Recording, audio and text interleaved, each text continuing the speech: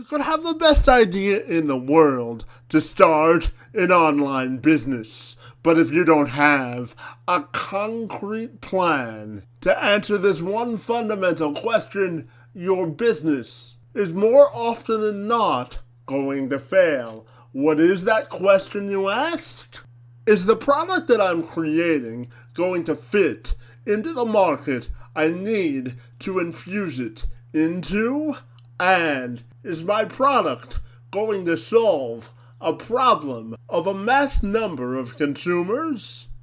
Nathan Bynum is the best-selling author of Goal Setting: Habits to Achieve Your Goals and Succeed in the Life You Want.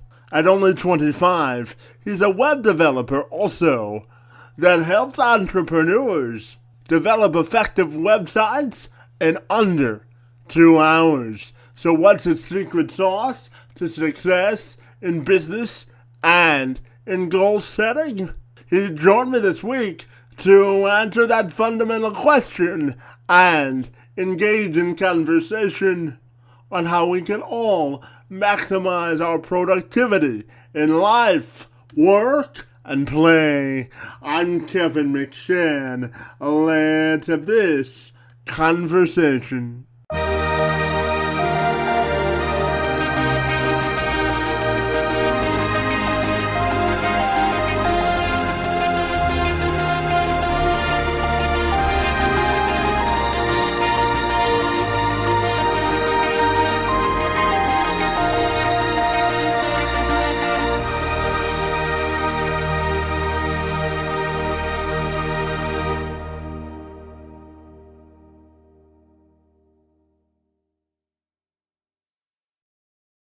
Nathan, if you're ready, I'll formally welcome you to the show, and I'm excited to learn all about your journey in entrepreneurship. Great to be with you this morning, and thank you so very much for being here.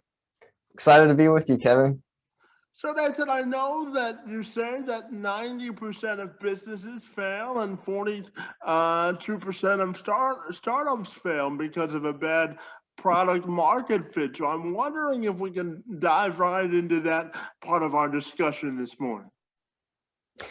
Yeah, so the product market fit is kind of what I try to alleviate with the startups that I help, because if you get that out of the way, then you're a lot more likely to succeed. And so in creating a website just in a couple of hours, it's a lot easier to figure out and test and to pivot whenever you're discovering that product market fit. And the reason for that is if you wind up spending like $10,000 on a web designer to create like what you think is a perfect website, or if you just spend like months and months like building your own website, then you're not going to have the same mindset as somebody who just created one quickly.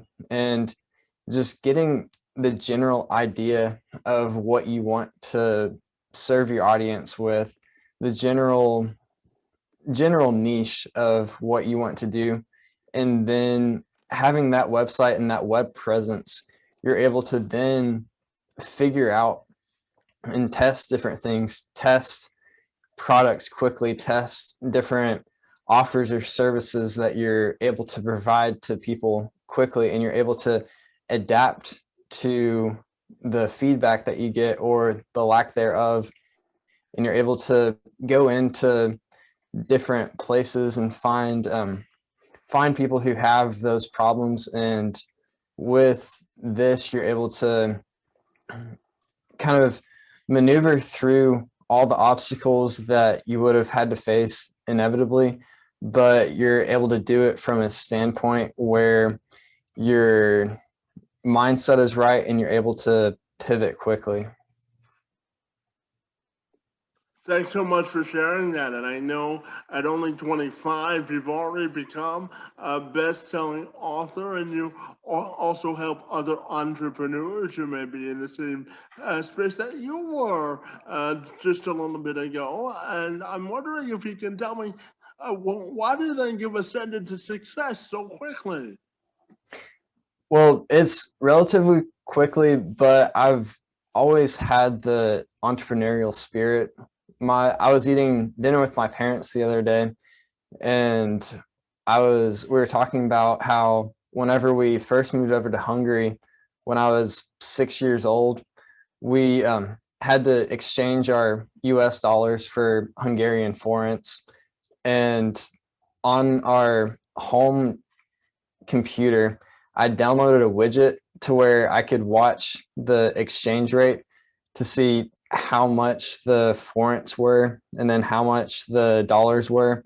And in my mind, I was always thinking like, man, if I traded in US dollars for forints right now and then I waited this week and had traded them back, then I would have made this much money. So I was like always watching that and always memorizing those numbers. And then I wound up later in fourth grade, I would sell gum to kids at school. And then later, like in my high school years, I started doing some drop shipping with eBay stores. And later, I wound up creating a website for local artisans here in Florida to where they could sell their honey or their pottery or whatever handcrafted stuff that they made through my website for a percentage.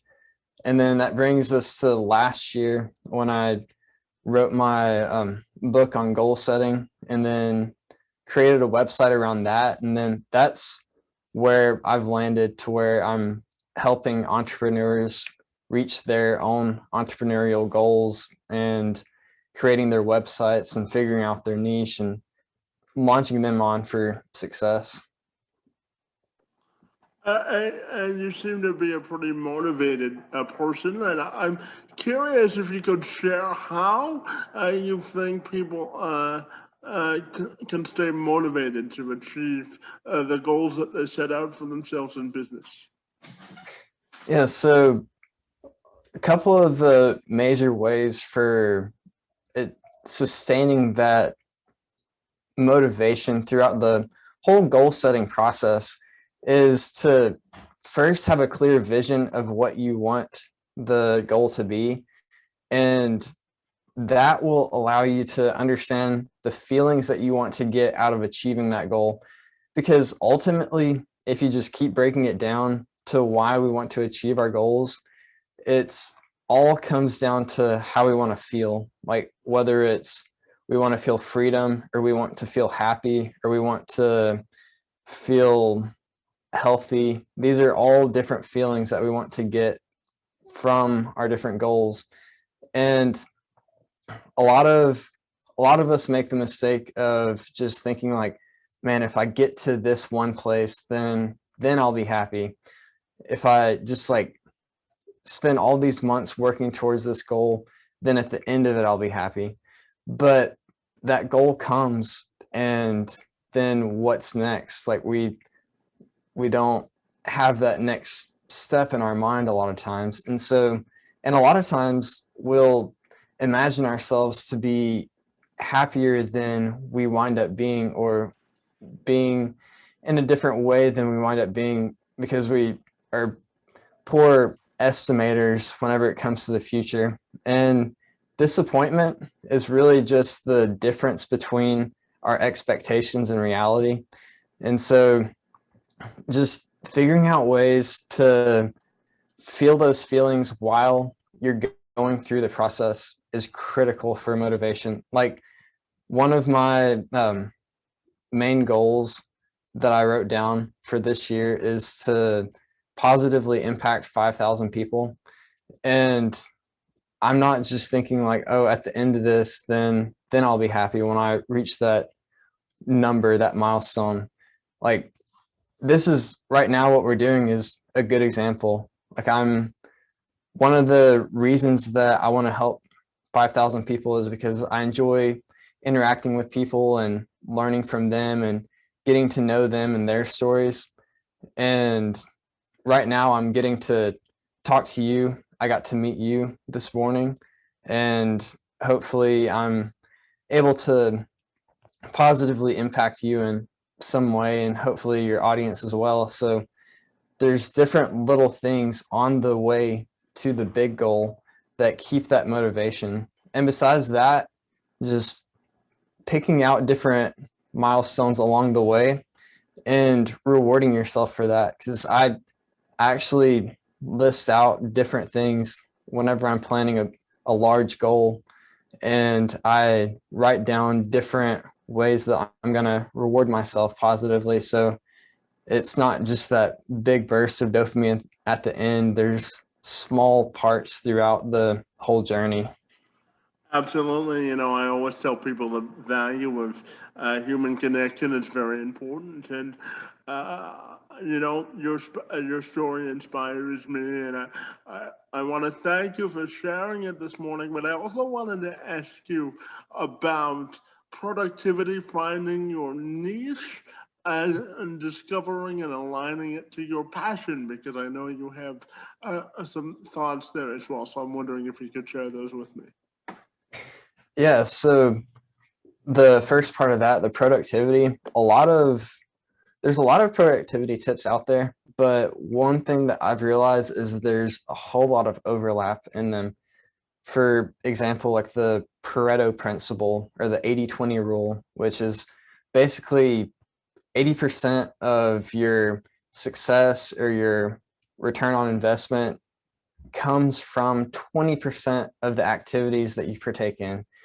And that is also a lot of the same premise of minimalism, is like focusing on the essentials and getting rid of the excess, or auditing your business. You're finding the things that you do on a daily basis or weekly, whatever, that provide the most return on your investment, and you're cutting out the rest of that. So what I do is I have like monthly reflections and weekly reflections where I'm able to look back on what is working best and what is giving me the best return.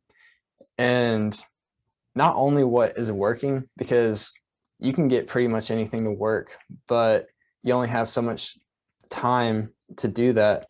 And so just like getting rid of things that are not working that efficiently and focusing on the ones that are.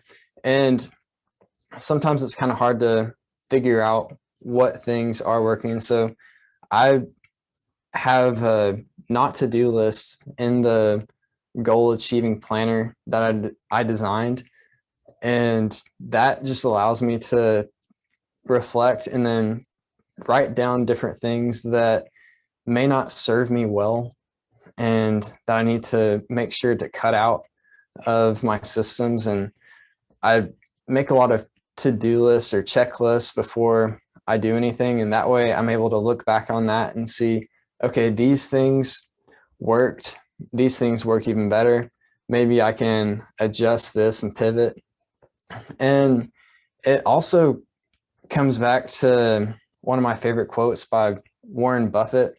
He says it's good to learn from people's mistakes, but it's better to learn from other people's mistakes. And so you're able to just like find people who are years advanced or skills wise more advanced than you, and see how what they're doing is working for them. And on the finding your niche with your passion and profit, that part, a lot of us have things that we're good at, and a lot of us have things that we're passionate about. And I actually just created a PDF not long ago on my website that kind of goes along with this question. And it shows, it has different questions that prompts you at the beginning, and writing down your hobbies, writing down things that people come to you for, asking you for advice on, things that people kind of know you for. And if you don't know those answers yourself, then you can go in and have those human interactions and talk to them and ask people what they think that is for you. And after you come up with a list of those, just mark down your favorite 3 or so and go in and go find Facebook groups or LinkedIn groups or forums that are addressing those issues that you've written down, and start having conversations, start asking questions and providing value to different people in those. And you're going to see a lot of overlap in the questions that people have, or in the things that people say, man, if only this was invented, then it would be so much easier to do my job, so much easier to get this done or achieve this goal. And that is your product market fit. That is where you found something that you're passionate about. You found something that you are willing to learn about, and you are seeing that align with problems that people are having, because any good product or service is addressing a problem. And that is where, and that's where you're able to find the intersection of your passion and profits. And if it's beneficial to your audience, if they want it, they can get that checklist for free at reachfuelpotential.com/niche. And they can get a better understanding of like how to find that intersection of your passions and products. Absolutely. And I want to end the interview. I want to do a little bit of a rapid fire with you. So I want to know, first of all, where you get your personal gratification from when you mentor other businesses or entrepreneurs.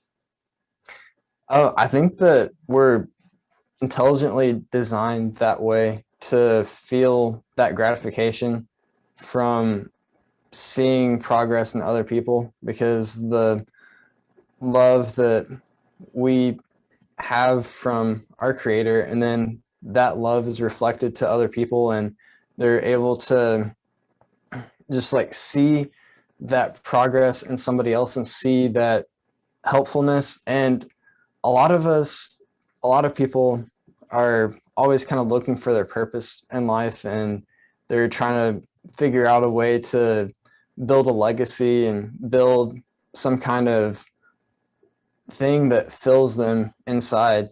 And that's one thing that all of us can do, is to help other people and to find a way to use your skills to enhance somebody else's life. And that's where I get that gratification from.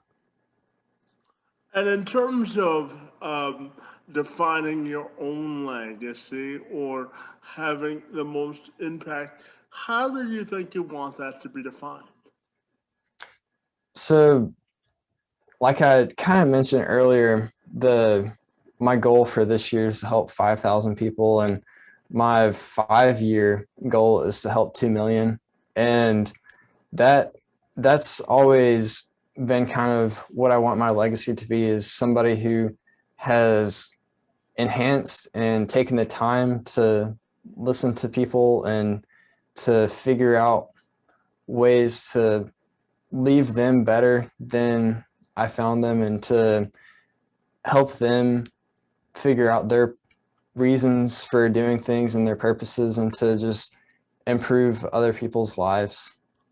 And Nathan, tell me, for you, what's the best part about living life, buddy?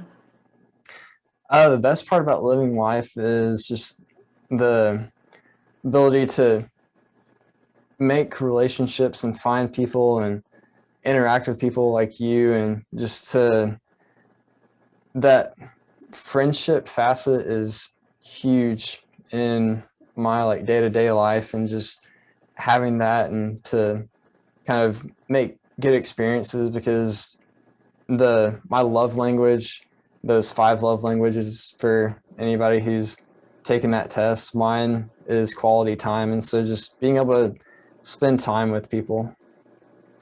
Yeah, absolutely. And tell me, Nathan, I know that we share a mutual love for the sunshine state of Florida. So tell me, what's the best part about living in Florida, bud? Best part about living in Florida is just like all the different adventures you can go on. Like there's the Ocala National Forest you can go camping in, or just an hour away is Disney and Universal, and then another hour away is in a different direction is the beaches. And so you're able to not just do the same things over and over again, but you're able to have a lot of opportunities down here. So I love that part. Absolutely. And tell me, when you're not working, buddy, how do you define fun? What do you like to do in your spare time? I like to play disc golf or go to kayaking or go camping. A lot of outdoorsy stuff. Well, in Florida, you have the flexibility to do that. And I know you live in Lakeland, buddy. So every summer, I'm a Tigers fan. So every time, every summer, you can see a little Tigers baseball too. Yeah, you'll have to come down here for a Tigers game. We'll get some coffee. Well, don't tempt me to take up you on that offer, but I might just do that. Good. And Nathan, finally, tell me, if people want to get connected with you, what's the best way they can do that? Oh, they can just go to my website, reachfuel, potential.com. And if they want to get that checklist that we talked about earlier, the questions, they can go to my website and just /niche. Or if they want to learn more about creating a website in 2 hours, then they can go to reachfuelpotential.com /2 hour website. Fantastic, Nathan. You know, I want to commend you for all that great work that you've started at such a young age. And I want to thank you for your insights and perspectives on young entrepreneurs. It's most appreciated. I want to thank you for being here, Bonnie. Thanks again for having me. Enjoyed it, Kevin.